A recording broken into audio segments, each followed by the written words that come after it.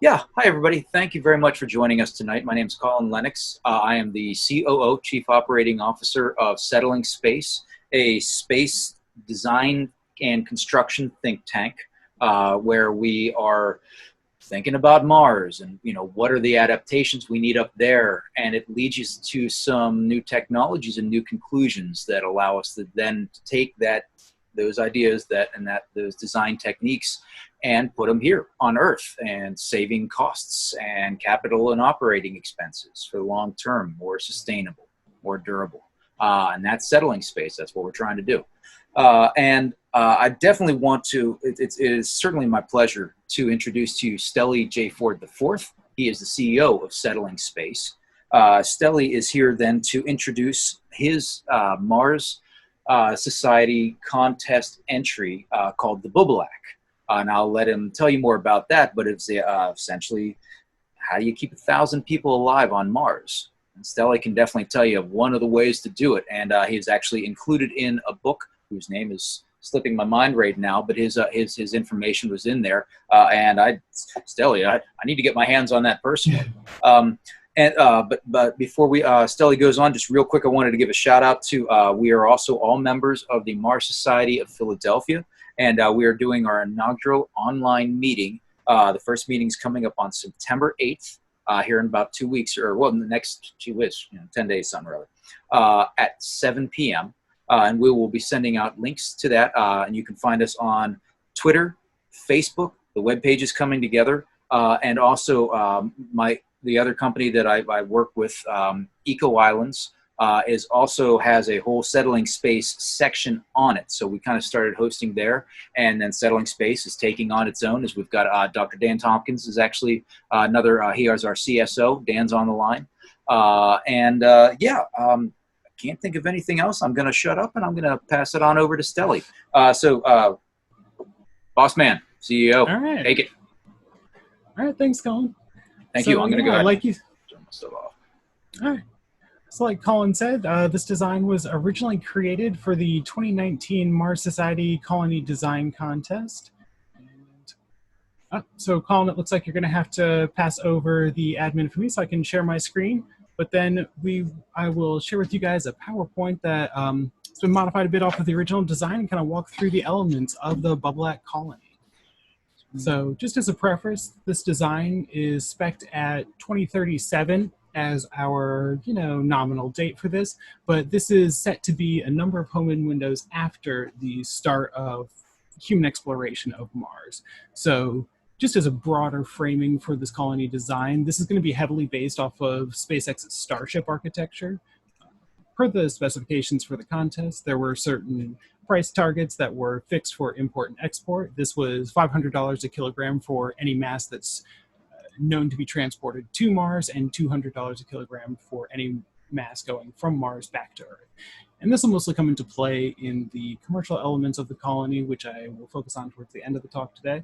But there are a number of ways that this can be interpreted during the development of the colony as well. And, when this colony design contest was initially put out, it's important to note that that $500 and $200 number seemed a bit of a stretch. This was before Star Hopper had even flown, and to be honest, the architecture wasn't so widely considered by the extant space community. But since that time, it's really come into its own, and these numbers are conservative for some of the later part of this time frame that we're looking at. But over the development time of this Martian colony and of the Starship itself, that's going to be more and more of a true number. Okay, so give me just one moment here.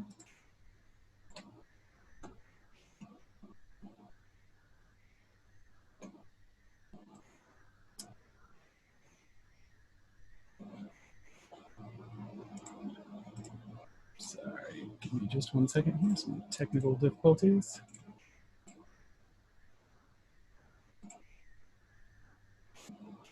There we are. Okay.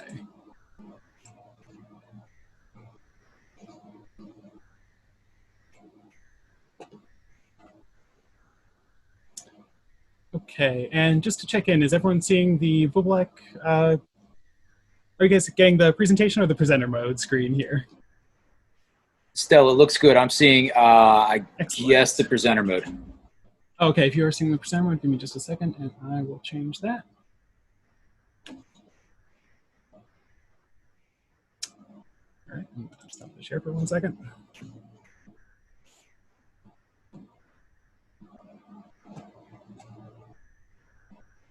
Okay.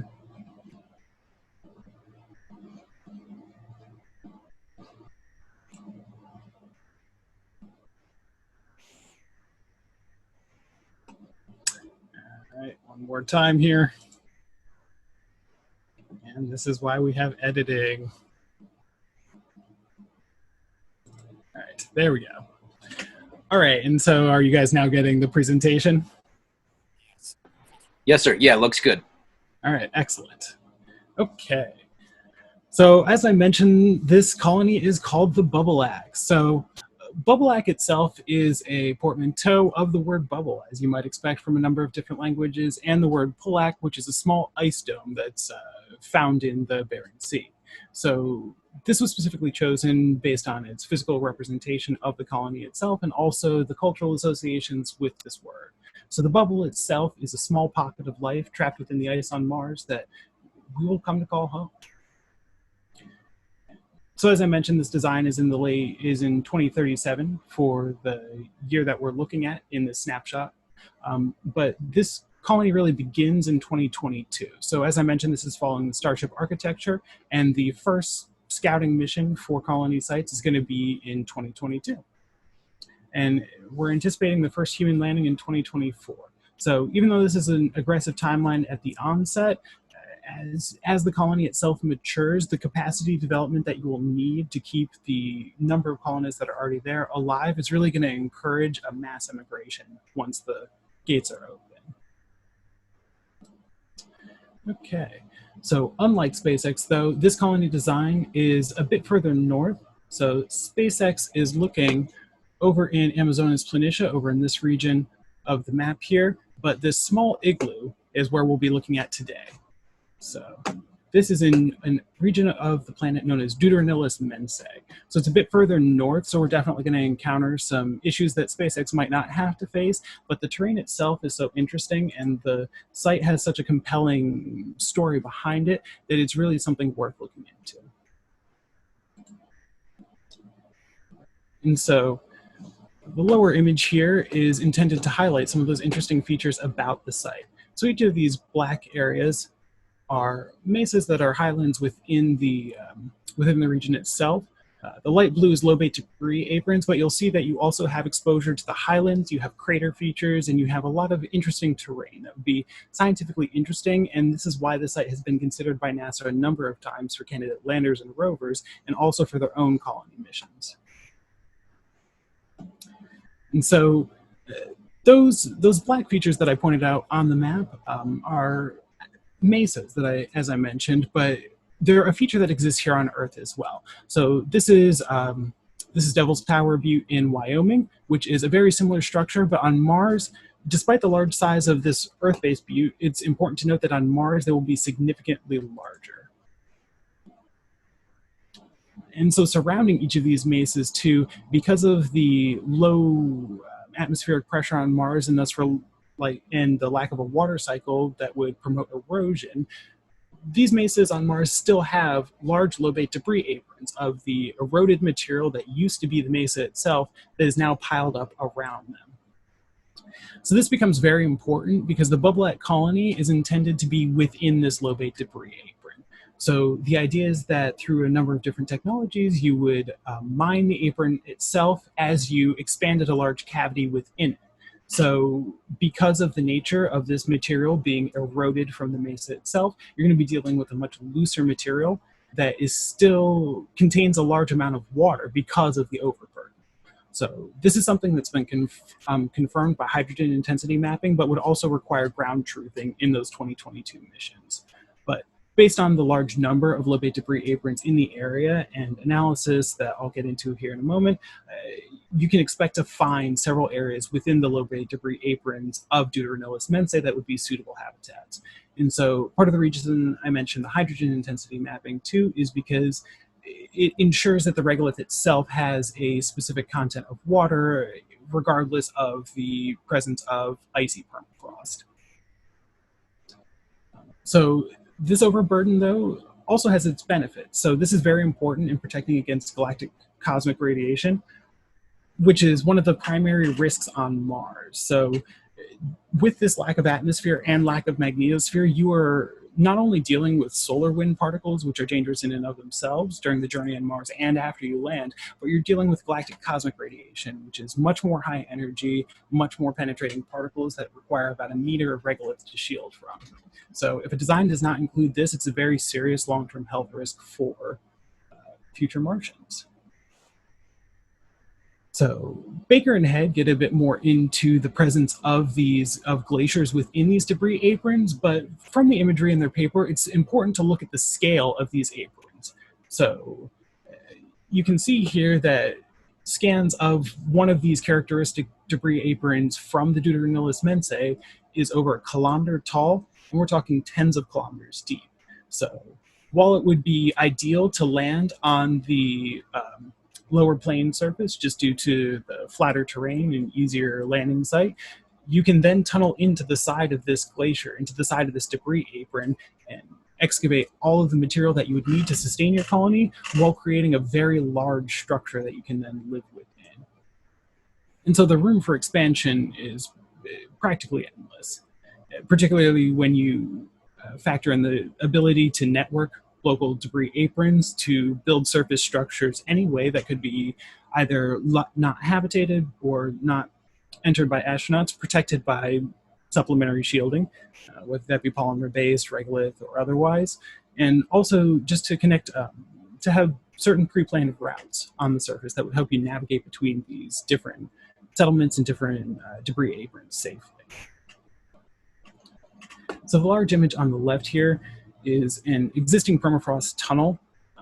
So this is just representative of the overall structure within the debris apron itself, but it is not representative of what you would see when living within the Bubolaq colony. So the colony itself is going to need several layers to both insulate it from the ground thermally and to create a hard vacuum seal to protect astronauts and conserve the atmosphere that is both mined from this regolith and ice, and then maintained as a safety barrier for the astronauts.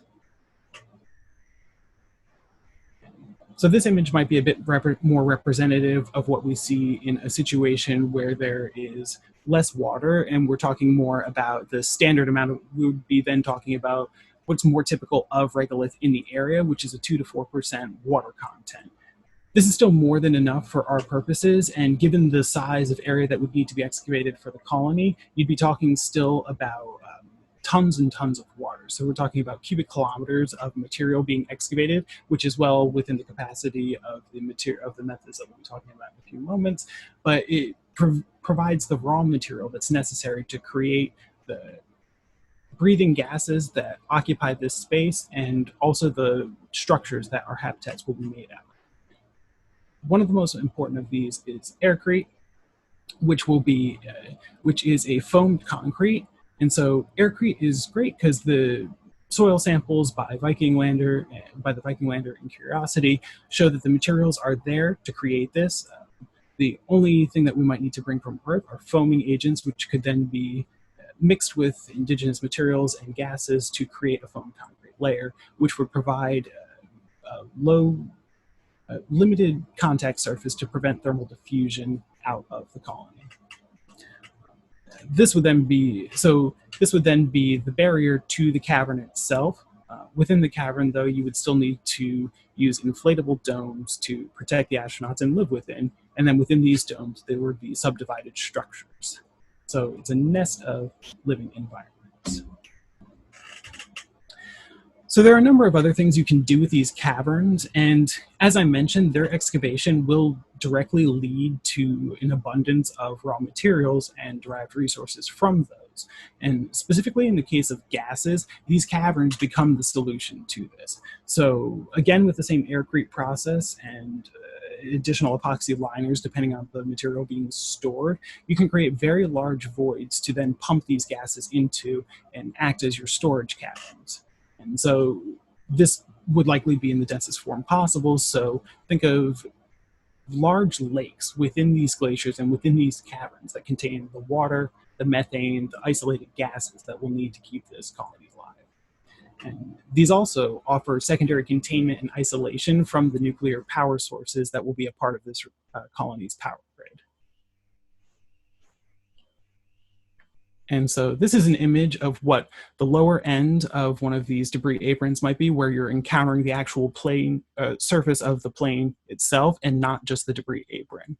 And so you'll note that it's similar to a lava tube, but I wanted to point out a couple key differences here from a lava tube that make debris aprons a much more attractive solution. One of the biggest of which is what you're moving through in order to create the void. So in a lava tube, while you have an existing void, this is often either open in this form of skylights or impractical in its current form for direct occupation. So any tunneling that you're going to have to do, any reshaping of the rock is going to require materials to do so. And this is the same for a debris apron. But in the case of a debris apron, you're moving your way through loose regolith and icy overburden, whereas in the case of a lava tube, you're moving your way through ultramafic rock. And so that's part of the reason I focus on this interface here, because you can see the hard rock at the bottom of the image is the brecciated terrain that will be processable but avoidable within a debris apron. Any modifications that you need to make to the cavern for a lava tube is moving directly through these ultramafic, very difficult to process, very difficult to mine, very difficult to break up rocks. So it's something that needs to be accounted when you're looking at the long-term nature of expanding this colony into a larger Martian city-state or settlement.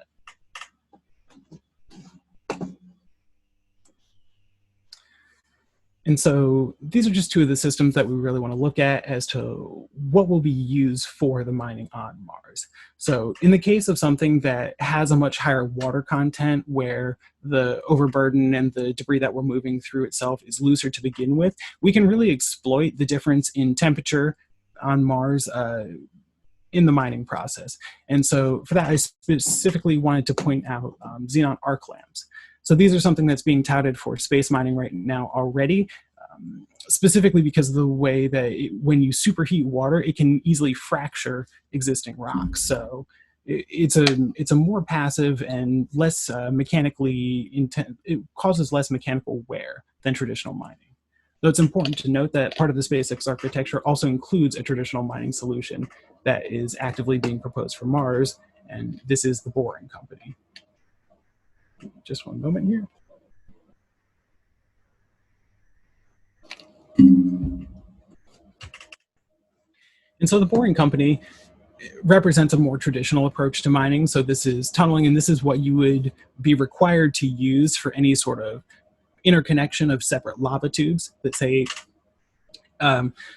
had not been previously linked, but say you had two settlements that you wanted to connect through in a pressurized environment, you would need to transport this sort of tunneling equipment or develop it in situ in order to have that capability, or go an alternative route like blasting, which is going to be much more labor intensive. All right. And so to get a bit more into the processing of raw materials, a lot of this is going to follow very typical processes for the terrestrial extraction of raw materials. And so once the icy overburden and regolith is processed and removed, it will then be transported to be sorted. And a lot of this is going to take advantage of updates in technology for that as well. So specifically, optical sorting will initially divide the small fragments, and then from there they will be further sorted into purities. And so that is where this trommel comes in, is a way at first to size separate things for further processing. But from this, we'll also be able to use an electrowinning process to pull out the metals that we'll need. We'll be able to isolate the specific acids and other base industrial components that we'll need to help further these processes more widely. Okay. And so one additional component to maintaining this large pressurized volume. So once we have these large caverns excavated and the Bubolaq itself is sealed from the external Martian environment, there is still a requirement to actively maintain the air within that environment. So what I mean by this is throughout the day, despite the fact that you're isolated from the Martian surface itself, that overburden will still be heated and cooled based on the solar radiation that it receives, based on the external atmospheric temperature, and those factors need to be accounted for, because a change in the temperature of this gas is going to mean a change in the pressure and volume of that gas. And so in order to compensate for that, we'll be using some of these large caverns that we've excavated essentially as pressure bladders and header tanks. So the intent is to maintain the cavern itself roughly at 0.3 atmospheres, and so that will still be at 200 pascals of oxygen to make sure that it is a survivable level for humans, but the intent is not for people to be able to walk around in a t-shirt environment within the cavern itself. That would need to be within their inflatable dome, which is the primary living environment.